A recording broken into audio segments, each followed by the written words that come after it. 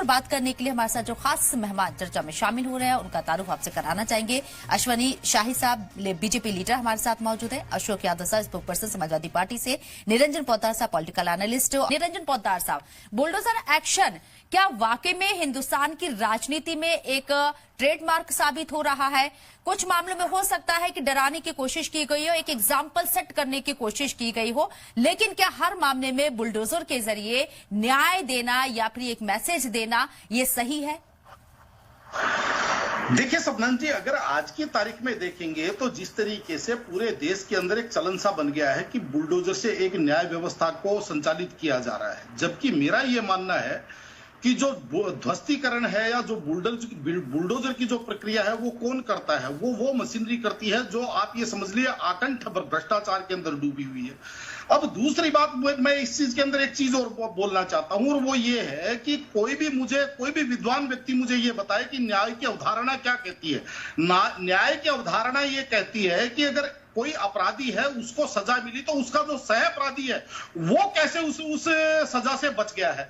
अब मैं ये प्रश्न उठाना चाहता हूं कि किसी का मान लीजिए अवैध रूप से निर्माण हुआ, तो निर्माण एकाएक तो हुआ नहीं। निर्माण होने में कम से कम अगर 2 मंजिल 3 मंजिल किसी ने अवैध निर्माण घर बनाया है तो उसको बनने में 1.5 साल 2 साल 2.5 साल 3 साल लगे होंगे। अब जब 3 साल उसको निर्माण का कार्य चालू हुआ, उस समय जो सिविक एजेंसियां थी, उस समय जो वहां की जो व्यवस्थाएं थी, वहां के जो अधिकारी थे, वहां के जो जूनियर इंजीनियर थे, उस क्षेत्र की जिसके ऊपर जिम्मेदारी है, क्या उसने आंखें मीच ली थी? भाई सीधी सी बात है, 15 वर्ष से वो एक निर्माण बना हुआ है। आज अचानक डिपार्टमेंट को या किसी विभाग को पता चला कि ये निर्माण अवैध निर्माण है और उसके ऊपर बुलडोजर लेकर के पहुंच गए और उसका ध्वस्तीकरण कर दिया। लेकिन जिसके कार्यकाल के अंदर ये अवैध निर्माण हुआ उसके ऊपर कोई कार्रवाई नहीं हुई। उसके ऊपर साथ के साथ उसके ऊपर भी उसको भी सजा का भागीदार बनाया जाए ना, कि भाई या तो तुमने पैसा खा करके अवैध निर्माण होने दिया, और या फिर तुमने अपनी सेवा के अंदर जो तुम्हारी जिम्मेदारी थी उसके अंदर तुम अयोग्य थे कि तुमने आंख मीची, तुम इस चीज को देख नहीं पाए, अवैध निर्माण तुमने होने दिया। लेकिन आज की तारीख में क्या हो रहा है कि एक अधिकारी जब एक क्षेत्र में रहता है तो वो एक निर्माण करवा करके, माल बना करके, मिठाइयां लेकर के और वहां से अवैध निर्माण करवा के चला जाता है, और उसके बाद में दूसरा अधिकारी जब आता है उसके ऊपर बुलडोजर की कार्रवाई कर देता है, सारे फीते डाल करके कहता है ये तो अवैध निर्माण है। रही बात दूसरी, जिस तरीके से आज उत्तर प्रदेश के अंदर एक हिसाब से समझ लीजिए शासन प्रशासन का या जो सरकारी मशीनरी का है, जिस तरीके से दुरुपयोग चल रहा है सबनम जी, ये सर्वविदित है। क्योंकि जिस तरीके से ध्वस्तीकरण 4 साल पुरानी 5 साल पुरानी बसी हुई पूरी की पूरी कॉलोनियां उजाड़ दी जाती है, कहते हैं जी ये अवैध निर्माण है, ये अवैध कॉलोनी है। सरकार को अगर अवैध कॉलोनी के ऊपर दिक्कत है तो क्यों तो उस अवैध कॉलोनी के अंदर सरकार ने रजिस्ट्रेशन प्लॉटों की रजिस्ट्रियां बैनामे क्यों करवाए?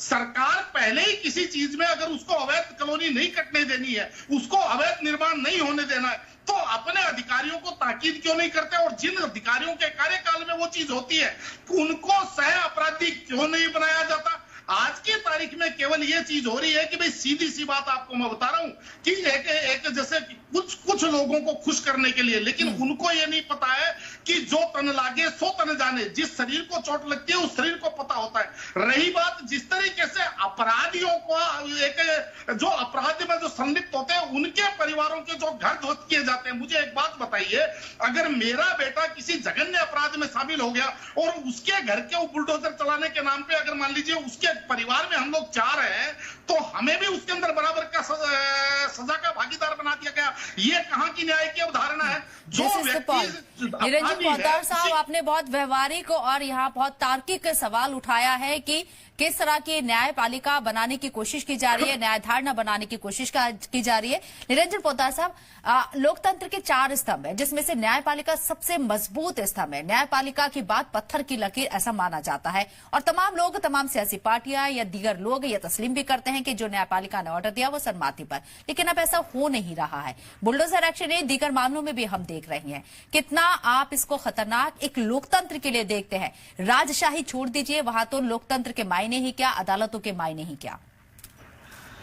देखिए सबनम जी, थोड़ा सा समय दीजिएगा, मैं कई बिंदुओं पे प्रकाश डालूंगा। पहली बात तो आप ये मान के चलिए कि हमारे देश के अंदर जितने भी कस्बे हैं, जितने भी गांव हैं, गांव आप ये मान के चलिए 99% की बात करूंगा कस्बे लगभग 95% और जो छोटे शहर हैं वो लगभग 80% और जो महानगर है वो लगभग 60%।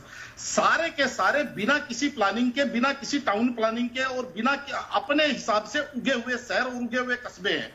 और इसके अंदर अगर आप जिसको कहते हैं बिना अनामति प्रमाण पत्र के मकानों की बात करेंगे तो आपको पता चलेगा। अगर मैं बात करूं गाजियाबाद की तो 80% से ज्यादा भूभाग गाजियाबाद का जो है वो बिना किसी नक्शे के और बिना किसी की निर्माण हुए, बिना किसी परमिशन के निर्माण हुए मकानों से गाजियाबाद बसा हुआ है। उसके अंदर अगर आप ऐसे ही किसी के घर ले जाकर के बुलडोजर खड़े कर देंगे और आप ये मान के चलिए कि जो कानून की खामियां हैं या यूं कहें कि जो कानून की जो बारीकियां हैं उनका लाभ उठा करके अगर आप किसी का घर ध्वस्तीकरण कर देंगे तो मेरा यह मानना है कि कहीं ना कहीं आप अन्याय कर रहे हैं, क्योंकि अति सर्वत्र वर्जित है, पहली बात। और दूसरी बात, अश्विनी जी, आज की तारीख में जो एक व्यवस्था जो जिस तरीके से कार्य कर रही है, शबनम जी, एक दिन पहले नोटिस देंगे जो घर का मुखिया है, जिसके पास सारे के सारे कागज, जिसके पास सारे के सारे प्रमाण है, वो अगर कहीं गया हुआ है 24 घंटे के अंदर आकर के बुलडोजर ध्वस्त कर देता है। मैं आपको ऐसा भी उदाहरण देता हूं, उसके बाद में अधिकारियों को ले जाकर के कागज दिखाया जाता है कि भाई मेरे मकान के ऊपर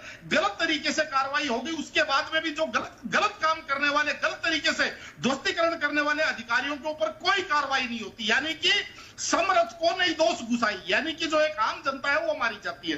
अब जो तीसरा आपने लोकतंत्र की बात करी, उस बिंदु के ऊपर आपको मैं बता दूं, देखिए शबनम जी, हमारे यहां अगर आप इतिहास की बात करेंगे, हमारे अगर पुरातन भारत की बात करेंगे तो यहां पे सत्ताएं दो प्रकार की होती थी। एक होती थी जो प्रजा के लिए सत्ता होती थी, तो उसको हम बोलते थे स्वराज की अवधारणा, और एक होती थी जो सत्ता के लिए प्रजा होती थी, उसको हम बोलते थे आताताई, यानी कि जो भारत के ऊपर जो आक्रमणकारी जो शासक हुए वो प्रजा को सत्ता के लिए मानते थे, और जो यहाँ के स्वयंभू, जो यहाँ के जो सामाजिक, जो यहाँ के जो जनप्रिय राजा हुए वो सत्ता को प्रजा के लिए मानते थे।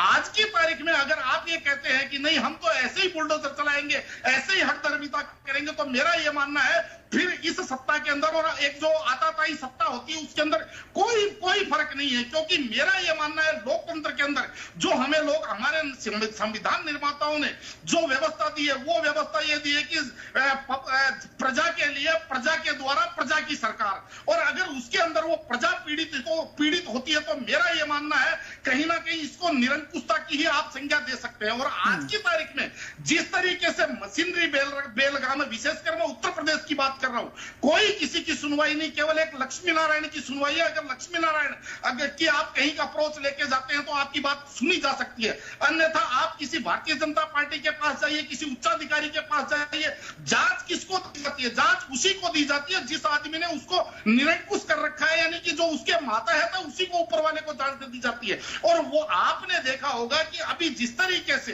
कई जगह ऐसी आपको उदाहरण मिलेंगे जहां पे जो एसपी है, एसपी के निर्देश के ऊपर सीओ बदमाशी करता है और उस सीओ की जांच उसी एसपी को दे दी जाती है जिसके इशारों के ऊपर वो पूरी दबंगई करता है। तो कहने का तात्पर्य यही है अश्वनी जी, अगर मान लीजिए यही व्यवस्थाएं रही तो मुझे लगता नहीं है कि आज मेरा घर चपेट में आ रहा है, कल हो सकता है आपका घर चपेट में आए, परसों हो सकता है आपके किसी परिजन का घर चपेट में आए। तो उस दिन मैंने आपको पूर्व में भी कहा था, जो तन लागे सो तन जाने, यानी कि जिसके अंगूठे पे चोट लगती है, ठोकर लगती है, उसको पता है उस दर्द का क्या एहसास होता है।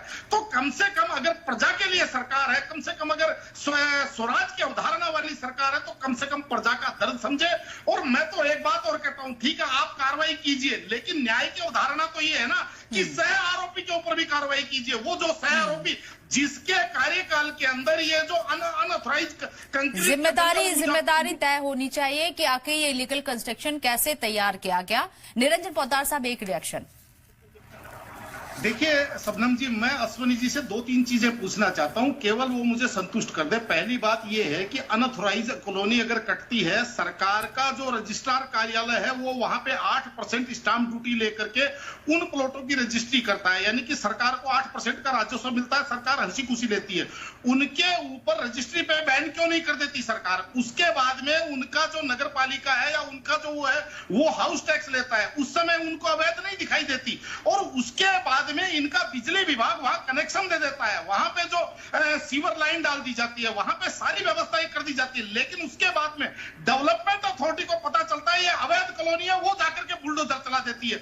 जब मुझे एक बात बताइए, आपकी बाकी एजेंसियां वहां से पूरा वैसा पैसा वसूल रही है, तो उनको वो अवैध क्यों नहीं दिखाई दे रही? और अगर उनको अवैध नहीं दिखाई दे रही तो आपकी जो डेवलपमेंट अथॉरिटी है उसको वो अवैध कैसे दिखे? पहली बात। दूसरी, अश्वनी जी ने कहा कि जो भ्रष्ट अधिकारी है उनकी आप शिकायत कीजिए, विसिल ब्लोअर बनिए। देखिए ऐसा है अश्वनी जी, अगर कोई एक व्यक्ति, 2 व्यक्ति, 5% व्यक्ति अगर कहीं भांग में हो तो हम उनको चुन सकते हैं, लेकिन अगर कुएं में भांग पड़ी हुई हो तो आप किस किस को चुनेंगे? क्योंकि आज की तारीख में 5% आपके अधिकारी और कर्मचारी शायद ईमानदार हो सकते हैं, लेकिन 95% इसी भांग के कुएं के अंदर गोता लगा रहे हैं। तीसरी बात, सबसे बड़ी मुझे ये बताइए कि जब जम्मू के अंदर राम बाजार के अंदर वहां पे बुलडोजर चलता है, आपके विधायक भारतीय जनता पार्टी के कार्यकर्ता कूद कूद करके विरोध करते हैं और उत्तर प्रदेश के अंदर के समर्थन करते हैं। फिर अगर ये अवैध निर्माण सही है तो वो अवैध निर्माण का ध्वस्तीकरण सही कैसे हो गया? तो कहने का तात्पर्य ये है